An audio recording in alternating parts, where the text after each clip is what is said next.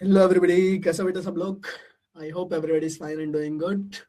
जो सीरीज को अच्छे से फॉलो कर रहे हैं वो एकदम मस्त होंगे। अच्छे से बेटा कंप्लीटली पढ़ाई हो रही है और जो भी आपके इंपॉर्टेंट क्वेश्चन है वो आपको यहाँ पे मिल रहा है, राइट।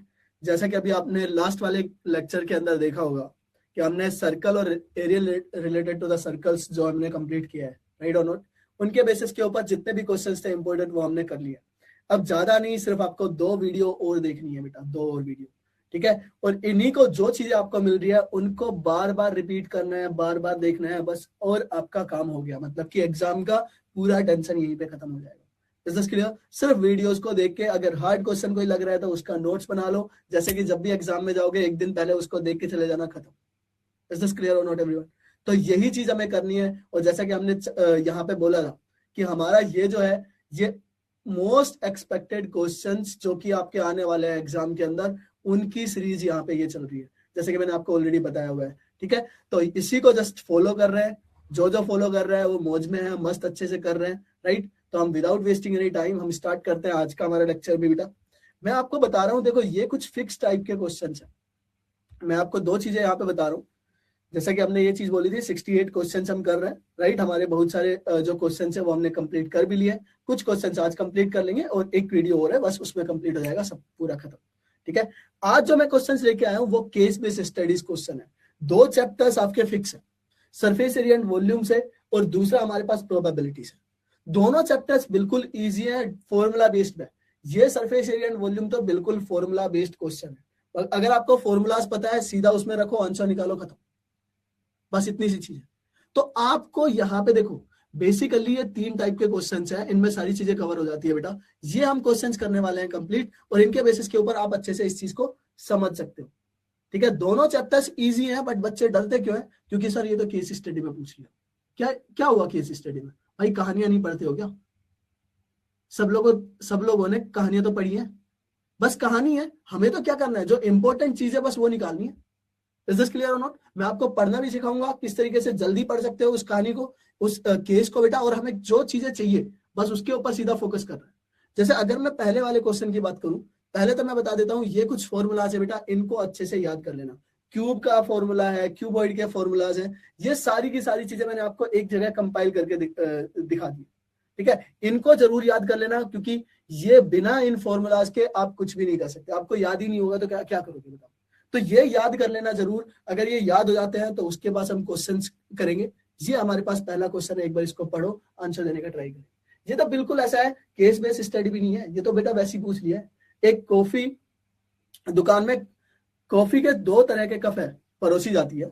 एक कप है जो बेलनाकार है, इधर दिख रहा है आपको बेलनाकार कप जो मग्गा है, और दूसरा है बेटा वो हमारे पास कैसा है, अर्धगोलीय आकार का है। आपको दोनों की त्रिज्याएं दे रखी है। एक की इधर वाले की है 7 सेंटीमीटर व्यास है बेटा, और इसका है 21 सेंटीमीटर व्यास। और दूसरे वाला जो हमारे पास जो बेलन है उसकी ऊंचाई 14 सेंटीमीटर है। ऐसा दे रखा है। हमसे जो क्वेश्चंस पूछे हैं इनको एक एक करके कर लेते हैं, खत्म करते हैं। पहले सबसे पहले मैं यहाँ पे लिख लेता हूँ जो हमारे पास बेलन की ऊंचाई है, राइट। बेलन के बारे में हमने जो चीजें दे रखी है उनके बारे में लिख लेते हैं। ये हमारे पास बेलन, तो बेलन की ऊंचाई कितनी है वो हमारे पास यहां से देख लो, यह है 14 सेंटीमीटर। तो हम इसको लिख लेंगे 14 सेंटीमीटर। इसकी जो त्रिज्या है, इसका जो व्यास था वो दे रखा था बेटा 7 सेंटीमीटर, तो 7 में 2 से भाग दे देंगे तो 7/2 सेंटीमीटर, ठीक है। दूसरे में आपको तो बोला है कि व्यास कितना है अर्धगोले का, वो है 21 सेंटीमीटर। तो अर्धगोले का जो हमारे पास है यहाँ पे, ये दी हुई चीज है, ठीक है।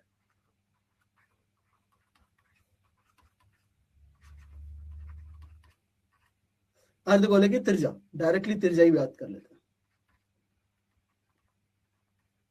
ये कितना है, 21/2 सेंटीमीटर। अब हम देख लेते हैं पहले वाला क्वेश्चन में क्या बोला है। पहला क्वेश्चन है बेलनाकार कप का आधार का क्षेत्रफल ज्ञात कीजिए। आधार कैसे है? आधार एक वृत्त है बेटा। अगर मैं उस वृत्त का क्षेत्रफल ज्ञात करूं पहले वाले क्वेश्चन में, तो यहां से आप बोल सकते हैं बेलन का या बेलनाकार कप का आधार का क्षेत्रफल। आधार कैसा होता है? आधार होता है सर्कुलाकार यानी कि वृत्ताकार। तो वृत्त का क्षेत्रफल होता है बेटा πr²। त्रिज्या जो बेलन की त्रिज्या है वही उस वृत्त की त्रिज्या है बेटा। तो यहां से आ जाएगा पाई का मान है 22/7, त्रिज्या हमने ली थी बेटा 7/2 बेलन की, तो 7/2 गुना 7/2। यहां से 7 से 7 कट गया, 1 2 से बेटा ये जाएगा 11 बार, तो यहां से आ जाएगा हमारे पास 11 7 77, 77/2। इसको डेसिमल में लिख सकते हैं, 2 का भाग देंगे तो 3 बार जाएगा, बचेगा 1 से इस पर, 8 दूनी 16 और फिर जाएगा 35। 38.5 वर्ग सेंटीमीटर हमारे पास बेलनाकार कप का आधार का क्षेत्रफल आ गया। सिंपल चीज, फॉर्मूला रखा, आंसर आ गया, खत्म। ठीक है, इतनी सी चीजें हैं बस, इतना इजी है बेटा।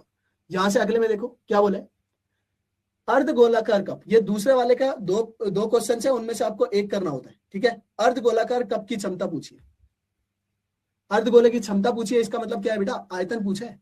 तो यहां से बोल सकते हैं अर्धगोले का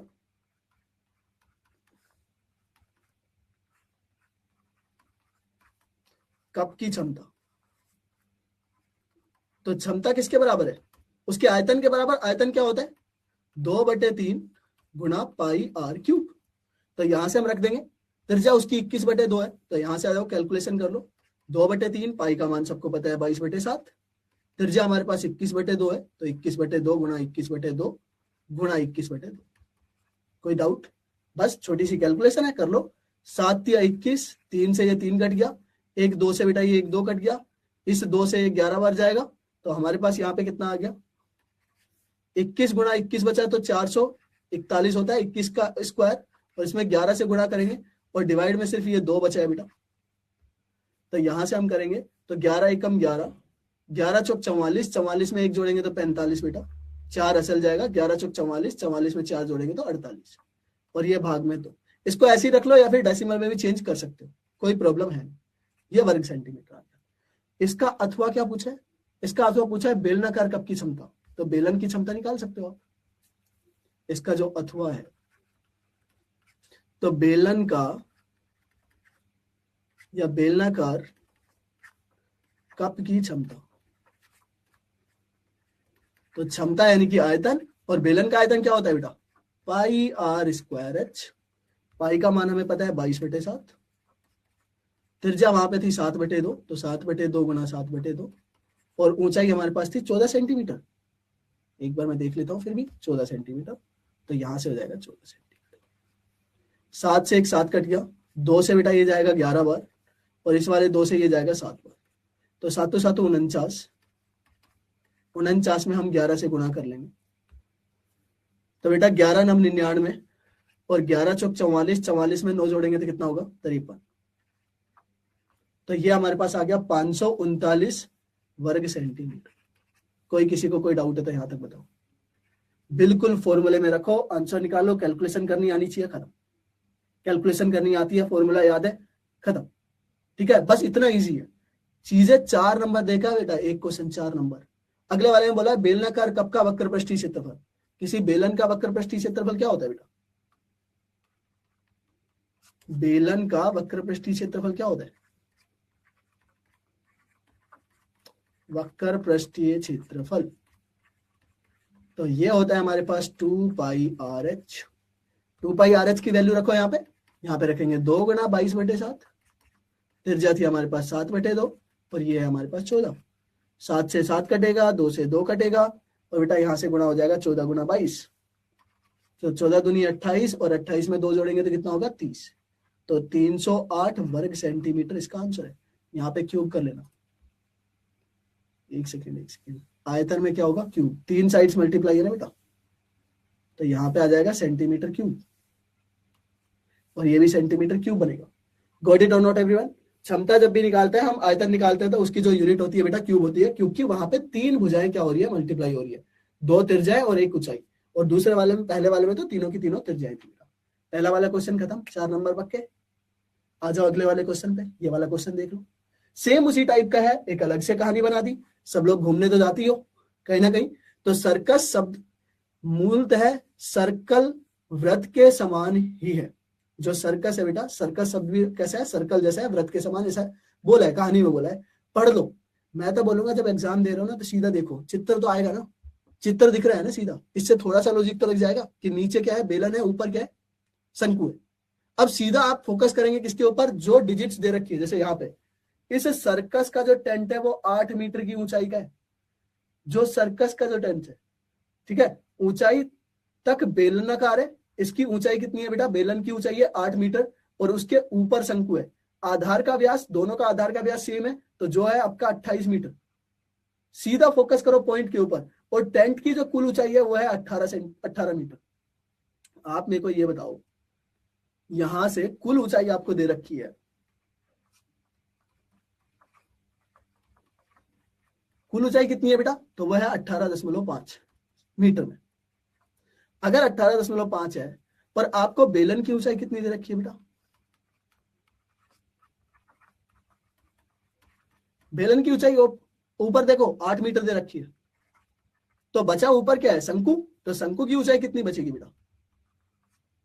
शंकु की जो ऊंचाई है वो बचेगी हमारे पास कुल ऊंचाई में से 8 मीटर घटा देंगे तो ये बचेगा 10.5 मीटर। क्या इसमें किसी को कोई डाउट है? आई होप कोई डाउट नहीं होगा बेटा, राइट और नॉट। अब दूसरा आता है त्रिज्या के ऊपर। दोनों की त्रिज्या है, आधार की त्रिज्या दोनों की बराबर है, तो यहाँ पे 28 सेंटीमीटर आपको 28 मीटर का क्या दे रखा है? व्यास। तो बेटा चाहे बेलन हो या शंकु हो, दोनों की जो वो है त्रिज्या, शंकु और बेलन दोनों का त्रिज्या,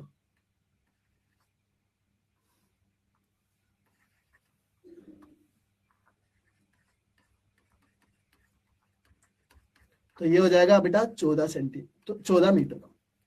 गॉट इट और नॉट? अब हम एक एक करके यहाँ पे निकाल लेते हैं। सबसे पहले बात करते हैं शंकु के भाग की त्रिज्या ऊंचाई। तो शंकु के भाग की त्रिज्या ऊंचाई क्या होगा बेटा? सबसे पहले क्वेश्चन में त्रिज्या ऊंचाई होती है बेटा एल। तो L square is equal to क्या होता है? उसके हाइट का वर्ग प्लस उसकी त्रिज्या का वर्ग का स्क्वायर के बराबर होगा, क्योंकि पाइथागोरस थ्योरम से निकलता है जैसे कि हम जानते हैं। तो यहाँ पे जो एल स्क्वायर का मान होगा वो किसके बराबर होगा? शंकु की ऊंचाई, शंकु की ऊंचाई कितनी थी बेटा? तो यह है 10.5। 10.5 को मैं लिख सकता हूँ 21/2। तो 21/2 का वर्ग, और यहां से आर, त्रिज्या कितनी है बेटा? त्रिज्या उसकी है 14, तो 14 का वर्ग। बेटा आपको यहाँ पे देखो 21 में भी 7 होता है, 14 में भी 7 होता है, तो मैं 7 का वर्ग कॉमन ले लूं। तो यहां से 7 का वर्ग अगर मैं कॉमन लूंगा तो अंदर क्या बचेगा? ये 7 3 बार जाएगा, 7 3 21 होता है, तो ये 3/2 का वर्ग बनेगा, और यहां से बचेगा बेटा 2 का वर्ग। ठीक है, हम इसकी कैलकुलेशन करते हैं, स्क्वायर रूट ले लेंगे, एल का जो मान होगा तो इधर से पूरे का वर्गमूल हो जाएगा। तो 7 का वर्ग इंटू ये 3/2 कितना हो जाएगा बेटा? 9/4, और ये 2 का हो जाएगा आपका 4। Is this clear? यहां से करेंगे एल बराबर, यहां से हो गया क्या? अंडर रूट 7 का वर्ग, तो इसको 7 का वर्ग ही लोगे क्योंकि यहाँ पे स्क्वायर रूट लेना ही है, कोई दिक्कत है नहीं। ये 9 है बेटा, तो 9 प्लस ये 4 का 4 में गुणा करेंगे तो कितना हो जाएगा? 16, और इसका पूरे का एलसीएम कितना हो जाएगा बेटा? 4। तो ये आ जाएगा हमारे पास एल बराबर, ये हो जाएगा 7 का वर्ग गुणा ये 9 हो जाएगा, 9 16 होता है 25, तो ये हो जाएगा बेटा 25/4। और यहां से अगर मैं वर्गमूल लूंगा, 7 के वर्ग का वर्गमूल होता है 7, 25 का वर्गमूल होगा बेटा 5, और 4 का वर्गमूल होता है 2। तो यहां से जो हमारे पास बना ये कितना बन गया? 35/2 बन गया। सेंटीमीटर में था तो सेंटीमीटर में, मीटर में है तो मीटर में। क्या इसमें किसी को कोई डाउट? मीटर में था ऑलरेडी, तो हम यहाँ पे मीटर में ले लेंगे। 35/2 क्या है? उसे शंकु की त्रिज्या ऊंचाई है, तो पहले वाले का आंसर आ गया। ठीक है, 1 नंबर पक्का। आपसे बोला है टेंट के फर्श का क्षेत्रफल ज्ञात कीजिए। तो टेंट का फर्श कैसा है भाई? टेंट का फर्श तो एक सर्कुलाकार ही है बेटा, एक वृत्त है, नीचे तो बेलन है ना, तो नीचे बेलन है तो उसका तो क्या बनेगा बेटा? एक वृत्त ही बनेगा, और उस वृत्त का क्षेत्रफल निकालना है बस हमें। तो यहाँ पे टेंट का, आप बोलेंगे टेंट के आधार का जो क्षेत्रफल है,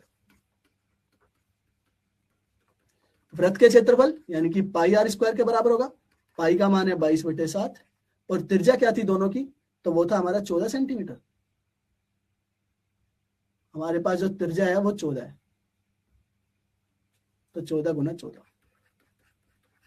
14 से 7 से भाग देंगे जाएगा 2 बार, ये हो गया बेटा 22 दूनी 44 गुना 14। 14 से आप गुना करेंगे 14 चौक 56, और 14 चौक 56, 56 में आप 4 जोड़े, 56 में आप 5 जोड़ेंगे तो कितना होगा?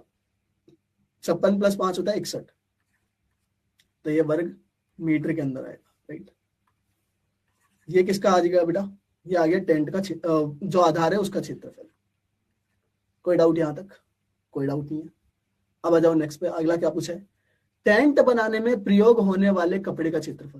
बेटा आपको दिख रहा है ना टेंट कहाँ कहाँ पे लग रहा है, बेटा बाहरी आपको क्षेत्रफल दिख रहा है बस, मतलब कि उसका वक्र पृष्ठीय क्षेत्रफल, जो टेंट का कुल क्षेत्रफल बनेगा वो किसका बनेगा, वो आपका शंकु का वक्र पृष्ठीय क्षेत्रफल और बेलन का वक्र पृष्ठीय क्षेत्रफल। तो यहां से आप बोल सकते हैं थर्ड वाले का जो ए है, जो हमारे पास आप बोल सकते हैं क्या है, टेंट का प्रयुक्त जो कपड़ा है, राइट, यही पूछा है हमारे पास कपड़े का क्षेत्रफल। तो बेटा कपड़े का जो क्षेत्रफल है यह बनेगा बेलन का वक्र पृष्ठ, बेलन प्लस शंकु का वक्र पृष्ठीय क्षेत्रफल।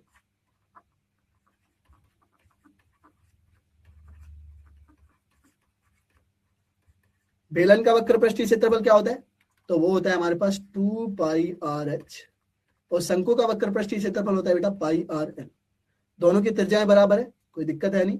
तो यहां से देखो, वैसे तो πr कॉमन ले सकते हो, बट मैं कर लेता हूं, 2 गुणा 22/7। त्रिज्या हमारे पास थी 14 और ऊंचाई कितनी थी बेटा, एक बार ऊंचाई की देख लेता हूं।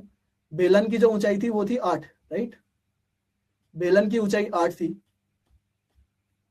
तो बेलन की ऊंचाई यहां पर रख लेते हैं 8 प्लस ये 22/7, त्रिज्या तो इसकी भी 14 है और हमने एल निकाला था कितना, 35/2, तो 35/2। कोई दिक्कत है यहाँ तक, किसी को कोई दिक्कत नहीं होनी चाहिए। यहाँ से 7 से भाग देंगे तो 2 बार जाएगा और 7 से भाग देंगे तो ये भी 2 बार जाएगा, इस 2 से ये 2 भी कट गया, तो यहाँ से आ जाएगा 22 चौक 88, 88 गुणा 8 और इधर है बेटा 22 गुणा 35, ठीक है। यहां से करेंगे 8 8 64, 8 8 64, 64 में आप 6 जोड़ेंगे कितना होगा, 64 6 होता है 70 और ये हो जाएगा बेटा 35 दूनी 70 और 70 में आप 7 जोड़ेंगे तो कितना होगा 77। जोड़ दो इसको, 700 और 700 होता है 1400 और 70 और 4 जोड़ेंगे तो 74 वर्ग सेंटीमीटर, वर्ग मीटर, बार बार सेंटीमीटर, उसमें मीटर में है तो क्या हो जाएगा बेटा वर्ग मीटर। गॉट इट और नॉट, इतना कपड़ा चाहिए आपको उसके टेंट को बनाने के लिए। Got it. चलो आते हैं अगले के ऊपर। इसका जो नेक्स्ट क्वेश्चन है, इसका क्वेश्चन है इस खाली टेंट में हवा का आयतन ज्ञात कीजिए। तो हवा का आयतन मतलब कि बेटा हमें क्या करना है, हमें उसका आयतन निकालना है, कुल आयतन। तो इसका जो अथवा है वो भी कर सकते हो आप। जो हवा का आयतन होगा कुल,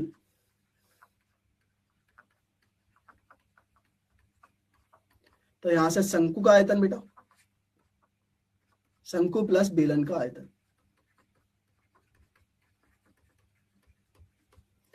शंकु का आयतन क्या होता है 1/3 πr²h1। इसमें h1 इसलिए ले रहा हूं क्योंकि दोनों की क्या है बेटा अलग अलग है, उसकी जो ऊंचाई है वो दोनों की अलग अलग है। तो यहाँ पे ये हो जाएगा हमारे पास πr²h2। शंकु की जो ऊंचाई थी वो कितनी थी 10.5 थी, ठीक है। तो यहाँ से 1/3 ये हो जाएगा पाई 22/7 πr², r² कितना है वही 40, 14 गुणा 14 और ऊंचाई थी उसकी 10.5। यहाँ से भी आ जाएगा 22/7 और ये r कितना है बेटा, त्रिज्या वही 14 का स्क्वायर, तो 14 का स्क्वायर लिख लेता हूँ और इसकी ऊंचाई थी 8। देखो 22/7, 7 ये तो भाग आ ही रहा है, कॉमन आ रहा है, तो मैं इसको कॉमन ले लेता हूँ। 22/7 गुणा 14 कॉमन है बेटा दोनों में, यहाँ से बचेगा 10.5/3 और यहाँ से बचेगा बेटा कितना 8। चलो करो इसको, ये 7 से भाग दूंगा तो कितने बार जाएगा 2 बार और ये हो जाएगा हमारे पास 44 गुणा 14। ये 3 से भाग देंगे तो 3 3 9 और 3 5 15, ये आ जाएगा आपका 8 + 3 होता है 11, तो 11.5, ठीक है। इनका गुणा करो, 14 का जब मैं गुणा करूंगा तो 14 चौक 56 होता है बेटा, और 14 चौक 56, 56 में आप जोड़ेंगे कितना 56 + 5 तो हो जाएगा 61 और गुणा है हमारे पास 11.5, किस में आएगा मीटर क्यूब के अंदर आएगा, ठीक है। तो यहाँ से अब गुणा कर लो, मैं 5 का गुणा कर लेता हूँ पहले, 5 छिंगी 5 छंगड़ा 30 होता है बेटा, 5 एकम 5, 5 में 3 जोड़ेंगे तो कितना होगा 8। फिर उसके बाद 5 का गुणा करेंगे 6 में तो कितना हो जाएगा 5 का अगर मैं 6 में गुणा करता हूँ तो 30 और 30 बेटा 30 का 30 हो जाएगा, फिर क्रॉस, फिर 11 का सीधा गुणा करो, 11 छिंगी 66, ठीक है, 6 बार जाएगा। 11 एकम 11, 11 और 6 होता है 17, असल 1, 11 6 की 66 में 1 जोड़ेंगे तो 67, 0, और ये हो जाएगा बेटा 14, ये 8 होगा, ये 10 का 0 आएगा, और ये कितना है 6 का 7। कितने अंकों के बाद, 1 अंक के बाद दशमलव लगेगा, तो यहाँ से हमारे पास जो आंसर आया ये आया 7084 वर्ग मीटर, घन मीटर, और यही हमारे पास आंसर है। इज दिस क्लियर और नॉट एवरीवन? सबको यहां तक क्लियर है बेटा? Is everything clear to everybody? Same जैसा क्वेश्चन बोला है वैसा वैसा हम करते रहेंगे बेटा, हमारे पास आंसर्स आते रहेंगे। गॉट इट और नॉट? अब आते हैं हमारे नेक्स्ट वाले क्वेश्चन पर, एक बार इसको पढ़ लो, आंसर देने का ट्राई करेंगे। फिर से वही स्टोरी है, एक कुशल बढ़ाई ने एक स्थानीय बेकर के लिए एक विशेष रोलिंग, आपको कुछ भी दिख रहा है पढ़ लो, उसको पढ़ना है तो, नहीं तो सीधा सीधा आपको डायग्राम दिख रहा है ना, आपको फोकस होनी चाहिए चील की निगाह बेटा, कि ये दिख रहा है कि ये बेलन है, बेलन बना हुआ है, बेलन दो साइड में छोटे छोटे बेलन है, ऊपर एक बड़ा सा बेलन है, बस उसी के बारे में उसने बताया कि एक कुशल बढ़ाई एक स्थानीय बेकर के लिए एक विशेष रोलिंग पिन तैयार करने का फैसला किया। वह ध्यान से लकड़ी के 3 बेलनाकार टुकड़ों को उत्तम टूल बनाने के लिए इस प्रकार जोड़ता है कि सिरों पर 2 छोटे, जैसा कि दिख रहा है साइड में, एक बड़ा टुकड़ा है। तो बेकर ने यह रोलिंग पिन बहुत अच्छा लगा क्योंकि उसने आटे से ब्रेड और पेस्ट्रियों के लिए गुथा आटा अच्छे प्रकार से बनाया जा सकता है। बस ये हमारे पास बेलन है। अब इसके बेसिस के ऊपर हमारे पास क्वेश्चन है। जैसे सबसे पहला क्वेश्चन क्या है, आपको दे रखा है, वैसे वहां पे बकायदा दे रखा है, आपको नीचे भी दे रखा है कि बड़े बेलन के भाग की जो लंबाई है, बड़े भाग की जो लंबाई है बेटा यहां से यहां तक, ये कितना है 12 सेंटीमीटर है, ठीक है, और व्यास आपको 7 सेंटीमीटर दे रखा है, और छोटे वाले बेलन है बेटा उसकी लंबाई 5 सेंटीमीटर है, जैसा कि दिखा रखा है, दोनों बराबर है, और उनका व्यास 2.5 सेंटीमीटर। बस हमें चाहिए क्या भाई, त्रिज्या मिल गई, ऊंचाई मिल गई बेलन के लिए, बस यही 2 चीजें चाहिए। अब सबसे पहले बोला है बड़े बेलनकार का आयतन, तो बड़े बेलन का आयतन अगर मैं बोलूं यहां पे,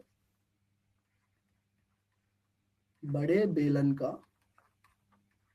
आयतन, तो बेलन का आयतन तो क्या होता है बेटा, पाई आर स्क्वायर एच। बड़े बेलन के लिए अगर पाई के मान निकालेंगे तो वो तो 22/7 है। त्रिज्या कितनी दे रखी है, उसने खुद से बोला है कि ये 7 सेंटीमीटर उसका व्यास है, तो उसकी त्रिज्या हो जाएगी 7/2 गुना 7/2, 7/2 त्रिज्या है, तो वहां से आ गई। उसकी ऊंचाई कितनी है, ऊंचाई आपको दे रखी थी 12 सेंटीमीटर। बस खत्म। यहां से देखो कैलकुलेशन करो, 7 से ये 7 कट गया, 2 से बेटा ये जाएगा 11 बार, और 2 से ये जाएगा 6 बार, यह आ जाएगा आपका 7 6 42, और 42 में जब मैं 11 का गुना करूंगा तो 11 दूनी 22, और 11 चौक 44 में हम 2 जोड़ेंगे तो 46 वर्ग या घन सेंटीमीटर इसका आंसर है। खत्म, आंसर निकल गया। आ जाओ अगले पे, 1 नंबर आ गया। बड़े बेलनाकार भाग का वक्र पृष्ठीय क्षेत्रफल, बेलन का वक्र पृष्ठीय क्षेत्रफल क्या होता है, बड़े बेलन का वक्र पृष्ठीय क्षेत्रफल, तो वो कितना है, ये हमारे पास 2 पाई आर एच, 2 पाई आर एच रखेंगे तो 2 का मान तो 2 ही है, पाई का मान 22/7 है, त्रिज्या हमारे पास 7/2 थी, और ऊंचाई कितना था बेटा 12, 7 से 7 कटा, ये 2 से 2 कट गया, 12 को 22 से गुणा करेंगे कितना आएगा, 12 दूनी 24, और 12 दूनी 24, 24 में 2 जोड़ेंगे तो 26, किसमें आ जाएगा centimetre square feet. Got it और नॉट? आ जाओ नीचे, क्या बोला है नीचे में, बड़े बेलनाकार भाग के आयतन का दोनों छोटे बेलनाकार भाग के कुल आयतन में अनुपात ज्ञात करना है। तो बेटा यहां पे देखो अनुपात निकालना है, तो बड़े बेलन का अनुपात निकालने की तो जरूरत नहीं है, वो तो आपको कितना दे रखा है 462 दे रखा है। दोनों छोटे बेलन का आयतन निकाल लो बेटा, मैं यहां से निकाल लेता हूं छोटे बेलनों का आयतन,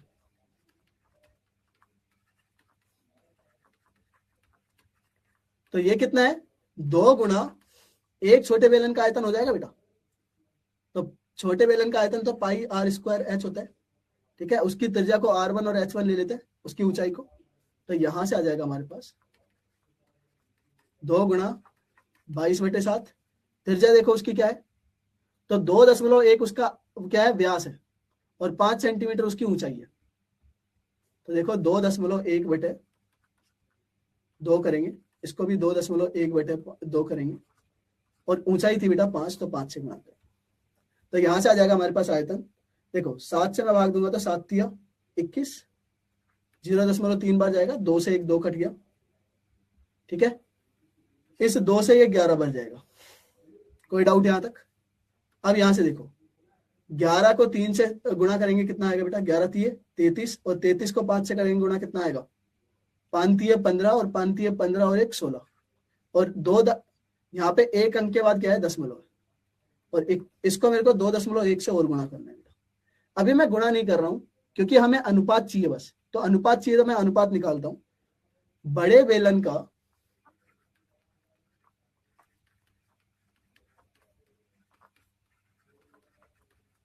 आयतन और उसका अनुपात चाहिए किसके साथ में, दो छोटे बेलनों का आयतन।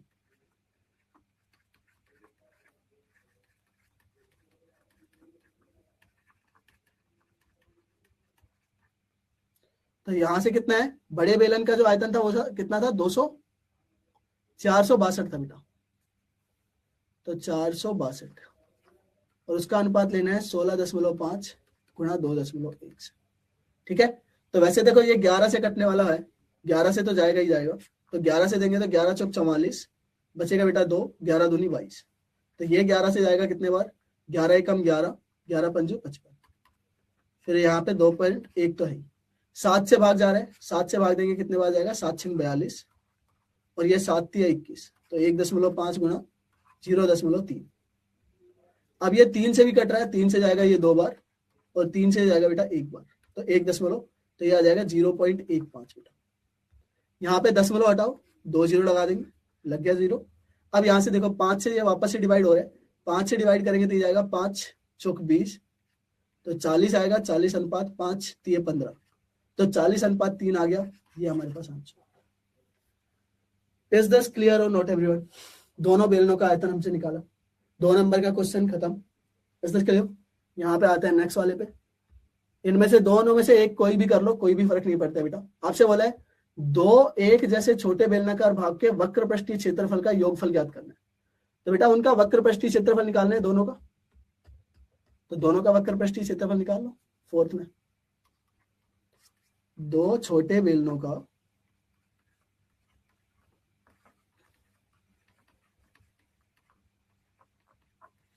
वक्र पृष्ठीय क्षेत्रफल, तो कितना होगा बेटा, वो आ जाएगा 2 गुणा 2 पाई RH, तो R1H1 लिया था तो R1H1 ले लेंगे, यहां से आ जाएगा 2 गुणा 2, पाई का मान तो 22/7 है, त्रिज्या हमारे पास थी 2.1/2, और ऊंचाई कितनी थी उसकी 5, ये 2 से 2 कटा, 7 से जाएगा 0.3 बार, ये 5 का और 2 का जब गुणा होगा तो बेटा 10 आएगा, और इन 10 से बेटा 1 दशमलव हट जाएगा, क्लियर और नॉट? तो यहां से कितना आएगा, 22 का 3 से गुणा करेंगे तो 66, तो 66 वर्ग सेंटीमीटर यहाँ पे आंसर है, और ये हमारे पास आंसर है। आई होप सबको ये वाली चीज क्लियर होगी बेटा, किसी को कोई भी डाउट नहीं होगा। क्लियर और नॉट एवरीवन?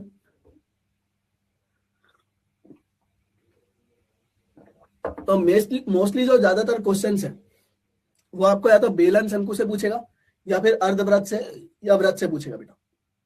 क्लियर और नॉट एवरीवन? तो वहां से हम ज्यादातर फॉर्मूला याद करो, सीधा आप रखेंगे, वहां से वैल्यू आ जाएगी बेटा। अब आते हैं प्रोबेबिलिटी के ऊपर। प्रोबेबिलिटी के जो क्वेश्चन है वो भी आपको मोस्टली इसमें ही पूछते हैं बेटा, केस बेस्ड स्टडी में। कुछ नहीं है, जैसा देगा वैसा वैसा तरीके से करते रहेंगे, आंसर्स आते रहेंगे, कुछ भी एक्स्ट्रा नहीं करना है, वही सेम चीजें हैं, वही प्रोबेबिलिटी का फॉर्मूला है, अनुकूल परिणाम बटे कुल परिणाम, इसके अलावा कुछ नहीं है, राइट और नॉट? अब यहाँ पे बस हमें देखना है, जैसे ये वाला क्वेश्चन है 4 नंबर का है, सीधा सीधा छुट्टियों के दिनों में एक सर्वे किया जिसमें 120 व्यक्ति से अपनी पिछली छुट्टियों का प्रयोग किया गया वाहन के प्रकार के बारे में पूछा है। तो बेटा अपने 120 लोग हैं जो छुट्टियों में जाते हैं, घूमने जाते हैं, तो कौन कौन से वाहन से वो घूमने जाते हैं? कुछ लोग शिप से जाते हैं, हवाई जहाज से जाते हैं, ट्रेन से जाते हैं, बस से जाते हैं, कार से जाते हैं। इनका एंगल दे रखा है, शिप का 33 दे रखा है, बस का 36 दे रखा है, और कार का 177 दे रखा है बेटा, ठीक है। अब यहां से हमसे जो पूछा है वो हम बात कर लेते हैं। सबसे पहले बात करते हैं, यदि यादृच्छिक एक व्यक्ति चुना जाए तो उसके बस या शिप द्वारा यात्रा करने की प्रायिकता क्या है? तो मेरे को ये बताओ ना, यादृच्छिक कुल तो कितना है बेटा? कुल अगर मैं परिणाम की बात करूं तो ये पूरा का पूरा एंगल कितने डिग्री का बनता है? 360 डिग्री का। तो मैं यहाँ पे देखो, कुल परिणाम अगर मैं बात करूं, यहाँ पे सबसे पहले यहाँ पे लिख लेते हैं कुल परिणाम। तो अगर डिग्री के अंदर बात करेंगे तो वो तो 360 डिग्री है, या फिर अगर नंबर्स में बात करेंगे कि व्यक्ति कितने हैं, तो व्यक्ति थे बेटा 120, ठीक है, या फिर 120 व्यक्ति। ये दोनों हमारे पास क्या है? कुल परिणाम है। अब आप मेरे को बताओ, यहाँ पे सबसे पहले पूछा है पहले वाले क्वेश्चन में कि जहाज और बस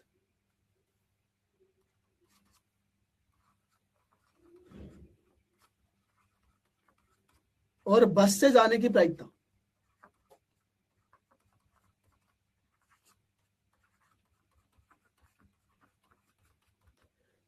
जहाज से जाने की जो प्रायिकता है वो कितनी है? तो बस और जहाज का कितना है बेटा? उनको ऐड करेंगे, 33 + 36 है। तो यहां से एंगल में कितना है वो? 33 + 36 डिग्री, जो कि आपका कितना है? 69 डिग्री है। गॉट इट और नॉट? अगर मैं यहाँ पे प्रोबेबिलिटी की बात करूं बेटा, प्रायिकता किसकी बात कर रहे हैं? प्रायिकता इसकी, जहाज की और बस की, इस इवेंट की। तो ये हो जाएगा आपका 69 डिग्री बटे आपका 360 डिग्री कुल परिणाम। तो यहां से आपका किससे डिवाइड हो रहा है? ये 3 से डिवाइड हो रहा है। 3 से डिवाइड करेंगे तो 3 से जाएगा बेटा कितने बार? ऊपर वाला जाएगा 23 बार और ये जाएगा बेटा 120 बार। तो 23 बटे 120 हमारे पास यहाँ से आंसर है। पहले वाले का आ गया, जैसा जैसा बोलेगा वैसा वैसा करते रहेंगे। दूसरा हमसे क्या बोला है? आ जाओ। सबसे अधिक प्रचलित पसंदीदा वहन का साधन कौन सा है और कितने लोगों ने इसका उपयोग किया है? सीधा सीधा दिख रहा है बेटा, पूरा का पूरा पार्ट ले रखा है कार में, कार से जाने वाले लोगों ने। कितना है? 177 डिग्री। तो यहां से आप सीधा आंसर दे सकते हैं सेकंड वाले का। तो सबसे प्रचलित वाहन कौन सा है?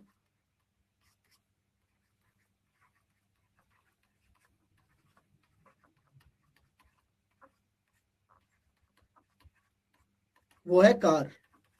और कितने लोग जा रहे हैं? तो आपको पता है बेटा 360 डिग्री का जो वैल्यू है वो कितना है? 120 लोग है। और आपका 177 डिग्री था, राइट? 177 डिग्री का मान कितना होगा ये हमें निकालना है। तो 120 में 360 से भाग दो और गुणा करेंगे बेटा किससे? 177 डिग्री से। ये 120 से भाग देंगे तो ये जाएगा आपका 3 बार, और 3 से ये जाएगा बेटा 3 पंजू 15, बचेगा 2, और ये 3 नम 27। तो कितने लोग हैं बेटा? 59 लोग हैं जो कि कार से ट्रेवल करते हैं, ठीक है, लगभग आधे का एक कम बस, ठीक है। 120 में से 59 लोग हैं जो कि कहां पे जा रहे हैं बेटा? कार से ट्रेवलिंग करते हैं। ये हमारे पास सेकंड वाले का आंसर आ गया। थर्ड वाले की बात करते हैं। एक यादृच्छिक चुने गए व्यक्ति के ट्रेन द्वारा न जाने की प्रायिकता, आपसे बोला है ट्रेन के द्वारा नहीं जाने की प्रायिकता, वो 4/5 है। तो आपसे पूछा है कितने लोग ट्रेन का प्रयोग कर रहे हैं। तो बेटा ट्रेन के अंदर जाने वाले की प्रायिकता निकाल सकते हैं हम। आपको यहां से पता होना चाहिए किसी भी इवेंट की होने की जो प्रायिकता है और उसके इवेंट की नहीं होने की जो प्रायिकता है, उन दोनों का योग क्या होता है बेटा? एक होता है, क्योंकि ये दोनों की दोनों क्या है? एक दूसरे के पूरा घटना है, राइट और नॉट? तो यहां से आपसे बोला है ट्रेन से जाने की नहीं जाने की जो घटना है, ये कितनी तरह की थी? 4/5। एक सेकेंड, यहाँ पे प्लस है तो प्लस लगाओ, और इनका योग है बेटा 1। यहां से मैं ट्रेन से जाने की घटना,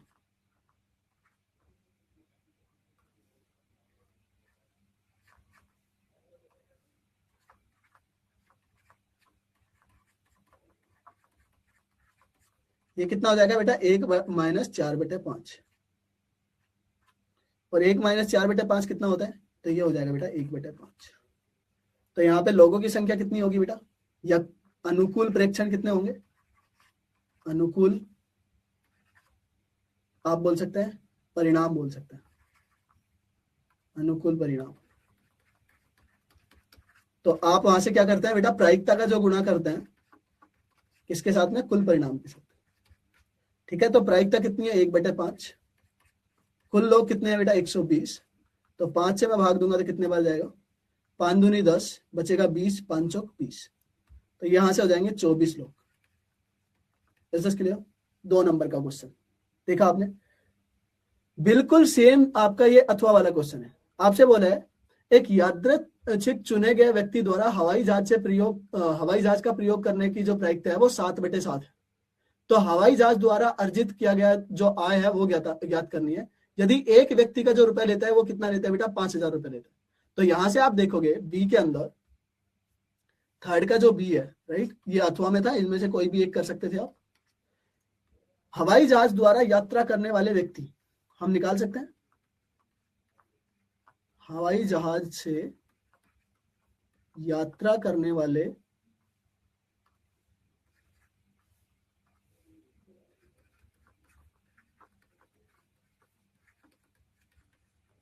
यात्री कितने हैं बेटा, तो उसकी जो प्रायिकता दे रखी थी वो कितनी दे रखी है हमारे पास, 6/60 या 7/7, 7/60, 7/7। और इसका जो मैं गुणा करूंगा बेटा कुल से, कुल हमारे पास 120 यात्री है। तो यहां से कितना जा रहा है, 60 से भाग देंगे तो 2 बार, तो ये आ जाएगा बेटा 7 दूनी 14 व्यक्ति। गॉट इट और नॉट। और एक व्यक्ति से कितना पैसा ले रहा है वो, एक व्यक्ति का से प्राप्त आय जो है वो है 5,000 रुपए, राइट और नॉट। तो 14 व्यक्ति से कितनी हो जाएगी बेटा, या 14 यात्रियों से आय जो होगी वो कितना हो जाएगा, 14 × 5,000, या 14 गुणा 5,000, और 14 5 होता है 70, तो ये आ जाएगा बेटा 70,000। उसको 70,000 रुपए की क्या होगी, इनकम होगी, जब वो हवाई जहाज से जितने भी लोग जा रहे हैं बेटा उनसे। इसमें किसी को कोई डाउट बेटा, इज दिस क्लियर और नॉट एवरीवन। सिंपल सी चीजें हैं, आराम से जैसा जैसा बोला है वैसा वैसा करते रहेंगे, आंसर आते रहेंगे, फटाफट खत्म। क्लियर। आते हैं नेक्स्ट पे, अगले वाले क्वेश्चन को देखो बेटा, एक बार ध्यान से देख लेंगे इसको। आपसे बोला है कंप्यूटर आधारित शिक्षित, कुछ भी देखो मैं बताता हूँ डेटा पढ़ते कैसे हैं। सीधा बोला है नीचे कंप्यूटर की संख्या, विद्यालयों की संख्या, तो वहीं से मेरा दिमाग समझ में आना चाहिए कि क्या बोला है, 1 से 10 कंप्यूटर कितने विद्यालयों के पास है, तो 250 विद्यालय के पास। 11 से 20 कंप्यूटर की संख्या कितने विद्यालयों के पास है, 200 के पास। ऐसे ही आप सबका देख सकते हैं। Is clear. तो हमसे ये बोला है एक विद्यालय का यादृच्छिक चयन किया है, तो आपको क्या क्या ज्ञात करना है यहाँ पे, ये हमारे पास कुछ प्रायिकता है, ये क्वेश्चन है, इनकी प्रायिकता ज्ञात करनी। सबसे पहले में क्या बोला है बेटा, हम यहां से बात कर सकते हैं कुल परिणाम। तो कुल परिणाम आपको सीधा सीधा वहां से दिख रहा है, मुझे कुछ चेक करने की जरूरत नहीं है बेटा, सीधा ऊपर देखो, 1,000 प्राथमिक और माध्यमिक विद्यालय, तो कितना है बेटा, 1,000, कितना है, 1,000। पहले वाले क्वेश्चन की बात करेंगे, यादृच्छिक चयन किया गया कि विद्यालय में से 100 से अधिक कंप्यूटर होने की प्रायिकता ज्ञात करना है। तो 100 से अधिक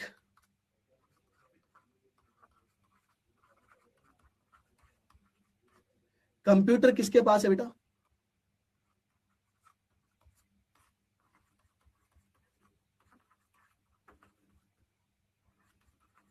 कितने विद्यालय है, तो 100 से अधिक, देखो 100 से अधिक इधर होंगे, 101 या इससे अधिक कितने हैं बेटा, 80। तो कितने हैं विद्यालय, सिर्फ 80 विद्यालय। तो ये हो गया इसका अनुकूल परिणाम। और कुल परिणाम निकालने के लिए, वो इसकी प्रायिकता निकालने के लिए क्या करेंगे बेटा, प्रायिकता निकालने के लिए हम अनुकूल परिणाम 80 है और कुल परिणाम है 1,000। तो ये डिवाइड हो गया, और ये 4 से पूरा पूरा भाजित होता है, 4 से जाएगा बेटा 4 दूनी 8, और 25 चौक होता है 100, तो 2/25 इसका आंसर। क्लियर हुआ। नेक्स्ट वाले क्वेश्चन को पढ़ना बेटा एक बार, दूसरे वाले क्वेश्चन को, 2 नंबर का क्वेश्चन है।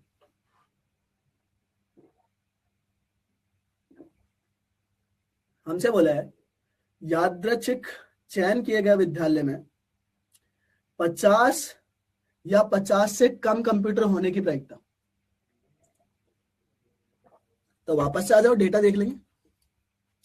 50 या 50 से कम, यानी कि बेटा यहां तक जितने भी विद्यालय हैं सारे 50 से कम है या 50 के बराबर है। तो कितने हैं, 250 प्लस 200 प्लस 290। तो यहां से देखेंगे 50 या 50 से कम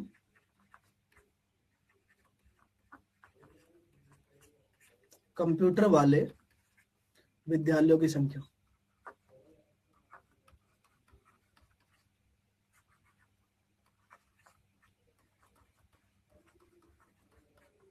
तो वो कितनी है बेटा?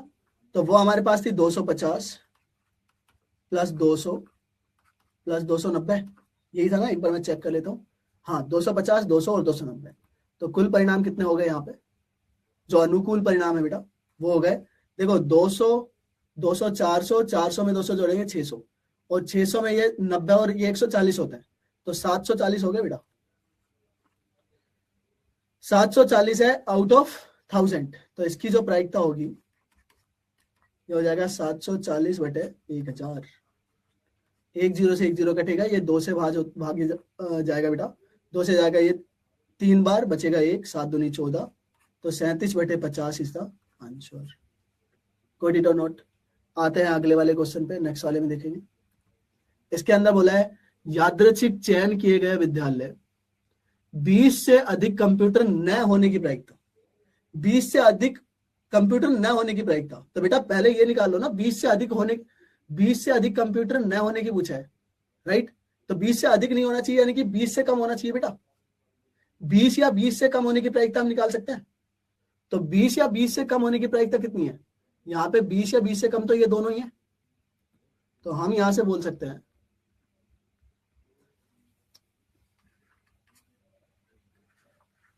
20 से अधिक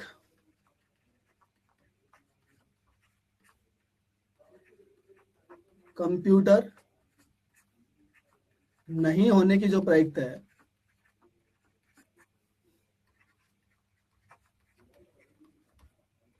वो बराबर होगी 20 या 20 से कम कंप्यूटर होने की प्रायिकता।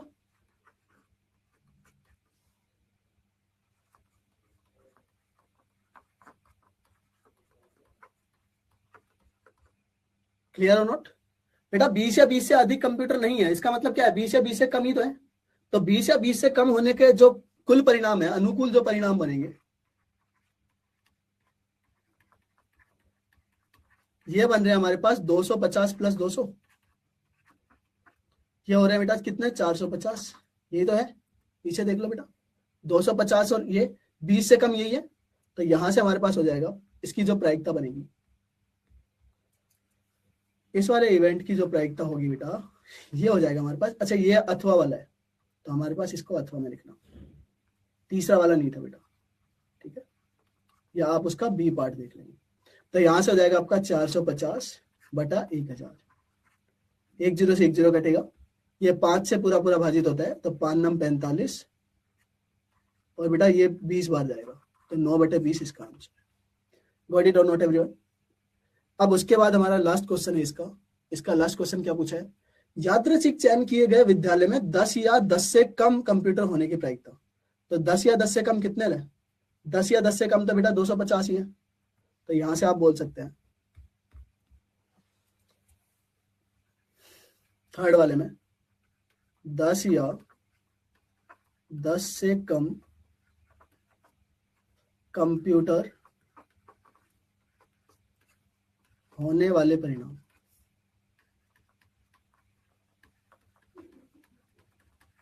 तो वो है हमारे पास 250। तो इसकी प्रायिकता कितनी हो जाएगी बेटा इस वाली घटना की?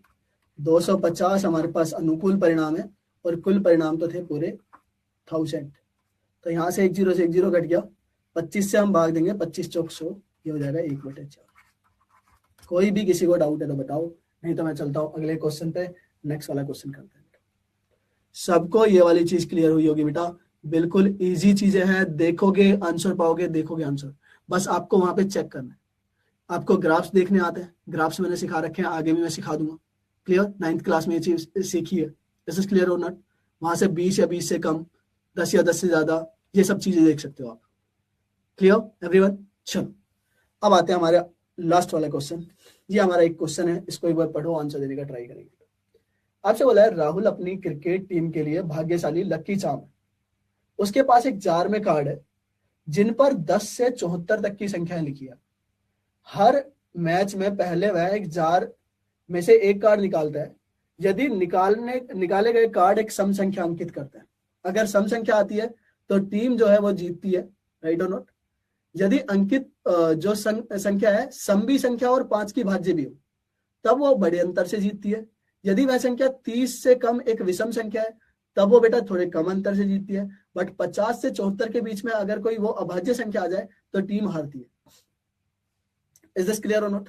ये हमारे पास कुछ आंकड़े हैं, मैं यहां से थोड़ा सा इनका एक्सट्रैक्ट कर लेता हूं बेटा। आप मेरे को बताओ, पहले तो यहाँ पे कुल परिणाम कितने हैं? कुल परिणाम की बात करूं बेटा, 10 से लेकर 74 तक की कितनी संख्या है बेटा? कुल 74 संख्या होती है अगर 1 से काउंट करते तो, बट हमने 1 से लेकर 9 तक की काउंट नहीं की, मतलब कि 9 को घटा देंगे तो यहां से कितना हुआ? 9 घटाने पर ये 65 क्या है हमारे पास? कुल परिणाम है। अब 65 में से आपसे क्या बोला है?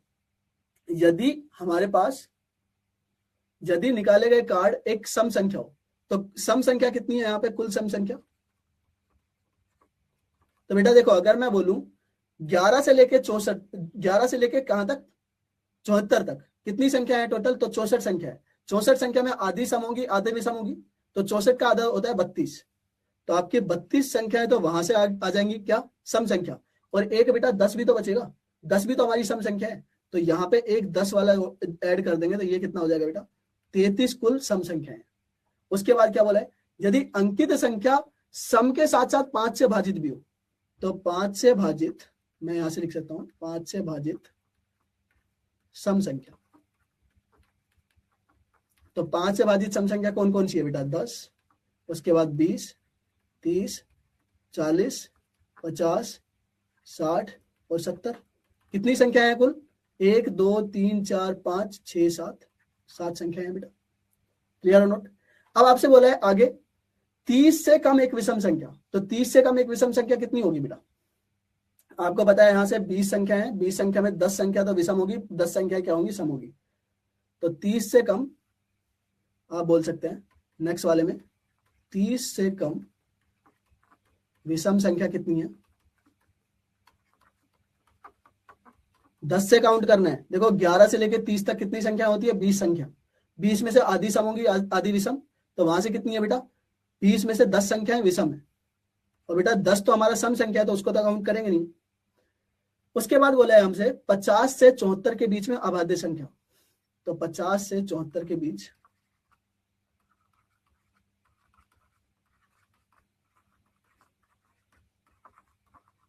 अभाज्य संख्या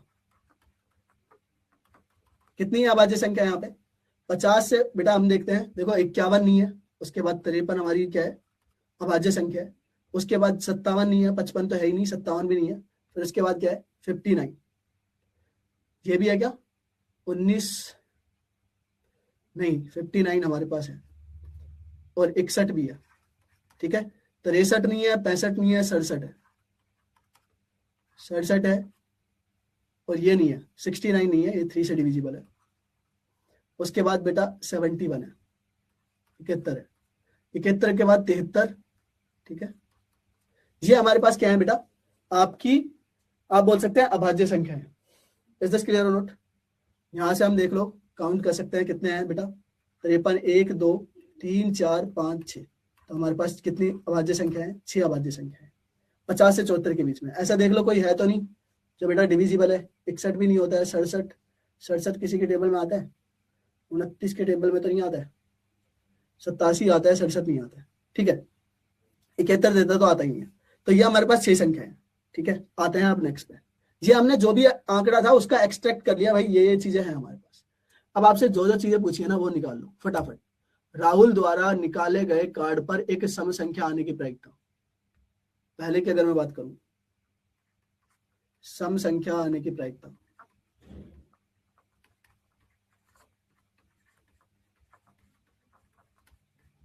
तो बेटा सम संख्या, कुल सम संख्या कितनी थी? कुल सम संख्या थी 33, और अनुकूल परिणाम थे 65। तो ये हो जाएगा आपका 33/65। कोई डाउट है यहाँ पे? पहले में अनुकूल परिणाम है 33, सम संख्या है, और कुल परिणाम है यहाँ पे 65। हो गया क्लियर? दूसरे में आ जाओ। राहुल द्वारा निकाले गए कार्ड पर 30 से कम एक विषम संख्या आने की प्रायिकता। तो 30 से कम विषम संख्या कितनी है? तो 30 से कम विषम संख्या है 10। तो ये हो जाएगा बेटा हमारे पास दूसरे में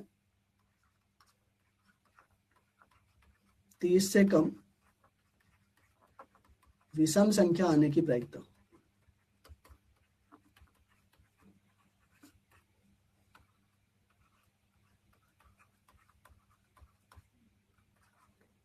ये कितनी है बेटा, तो 10 बटे कुल 65 था, तो ये 5 से भाजित हो रहा है पूरा पूरा, 5 से हम भाग देंगे तो ये आ जाएगा बेटा आपका 2/13। क्लियर। अब आते हैं तीसरे के ऊपर। तीसरा क्वेश्चन क्या है, राहुल द्वारा निकाले गए कार्ड 50 या 74 के बीच में एक अभाज्य संख्या हो, तो 50 से 74 के बीच में अभाज्य संख्या कितनी थी बेटा, तो इसका क्या,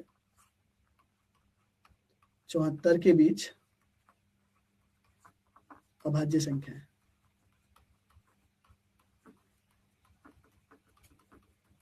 ठीक है, तो कितनी थी बेटा अभाज्य संख्याएं की प्रायिकता लिख देता हूं सीधा, तो वो हमारे पास थी कितनी, 6, राइट, 6 हमारे पास अभाज्य संख्या थी, तो 6/65 क्या हो जाएगा बेटा, ये हो जाएगा 6 और डिवाइड बाई 65। कुल परिणाम अनुकूल परिणाम बटे कुल परिणाम। वहां से हमारे पास क्या है नेक्स्ट में, अच्छा आगे वाले क्वेश्चन में देखो क्या है, राहुल द्वारा निकाले गए 5 से भाज्य एक सम संख्या वाले कार्ड की प्रायिकता, तो ख में देख लो बेटा, और ख के अगर 5 से भाजित सम संख्या आने की प्रायिकता,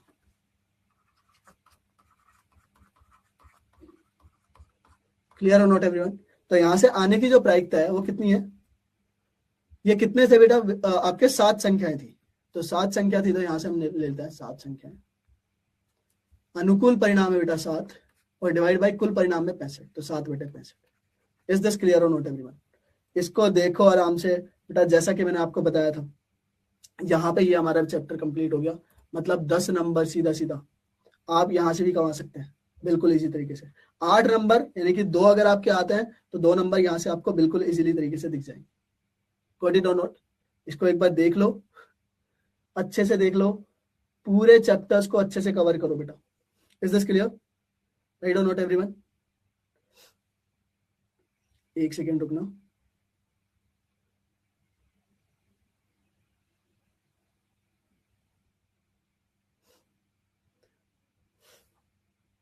गॉट इट और नॉट। सारी चीजें मैं आपको एक चीज बता रहा हूं, यहां से अभी एक मैंने बताया, जो भी अभी तक हमने कंप्लीट किया है, सिर्फ एक लेक्चर और बचा है बेटा, उस लेक्चर को और कंप्लीट कर लेना। अभी जस्ट आपके पास में लिंक आई जाएगा, यहाँ पे दिख जाएगा आपको, साइड में दिख जाएगा, लिंक दिख जाएगा डिस्क्रिप्शन में। कुछ भी करो, बस ये जो लेक्चर्स हैं, 8 लेक्चर पूरे पूरे हमने कंप्लीट करने हैं। ठीक है, 7 लेक्चर्स कंप्लीट हो गए, इसमें से काम के साथ ही है। पहला तो आपको ब्लूप्रिंट में दिखाई दिया है कि क्या क्या चीजें आएंगी, क्या क्या चीजें हमें करनी है।